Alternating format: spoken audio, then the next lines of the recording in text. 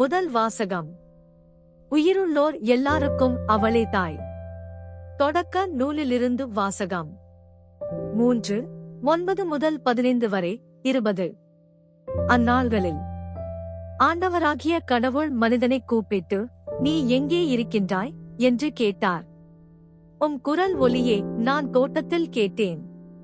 ஆனால் எனக்கு அச்சமாக இருந்தது, ஏனெனில் நான் ஆடையின்றி இருந்தேன்.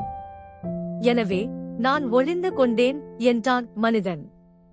நீ ஆடையின்றி இருக்கின்றாய் என்று உனக்குச் சொன்னது யார்? நீ உண்ணக்கூடாது என்று நான் விலக்கிய மரத்திலிருந்து நீ உண்டாயோ என்று கேட்டார். அப்பொழுது அவன், என்னுடன் இருக்கும்படி நீர் தந்த அந்த பெண் மரத்தின் கனியை எனக்கு கொடுத்தாள், நானும் உண்டேன் என்றான். ஆண்டவராகிய கடவுள், நீ ஏன் இவ்வாறு செய்தாய் என்று பெண்ணை கேட்க, அதற்கு பெண், பாம்பு என்னை ஏமாற்றியது, நானும் உண்டேன் என்றாள். ஆண்டவராகிய கடவுள் பாம்பிடம், நீ இவ்வாறு செய்ததால் கால்நடைகள், காட்டு விலங்குகள் அனைத்திலும் சபிக்கப்பட்டிருப்பாய். உன் வயிற்றினால் ஊர்ந்து உன் வாழ்நாள் எல்லாம் புழுதியை தின்பாய். உனக்கும் பெண்ணுக்கும் உன் வித்துக்கும் அவள் வித்துக்கும் பகையை உண்டாக்குவேன்.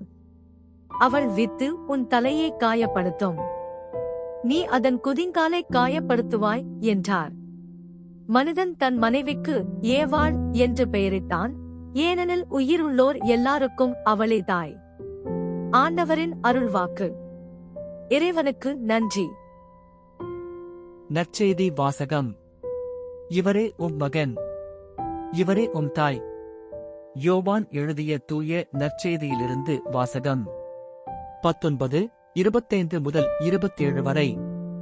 அக்காலத்தில் சிலுவை அருகில் இயேசுவின் தாயும் தாயின் சகோதரியும் குலோப்பாவின் மனைவியுமான மரியாவும் மகதலா மரியாவும் நின்று கொண்டிருந்தனர். இயேசு தம் தாயையும் அருகில் நின்ற தம் அன்பு சீடரையும் கண்டு தம் தாயிடம், அம்மா, இவரே உம் மகன் என்றார். பின்னர் தம் சீடரிடம், இவரே உம் தாய் என்றார். அந்நேர முதல் அச்சீடர் அவரை தம் வீட்டில் ஏற்று ஆதரவு அளித்து வந்தார். ஆண்டவரின் அருள்வாக்கு. கிறிஸ்துவே உமக்கு புகழ்.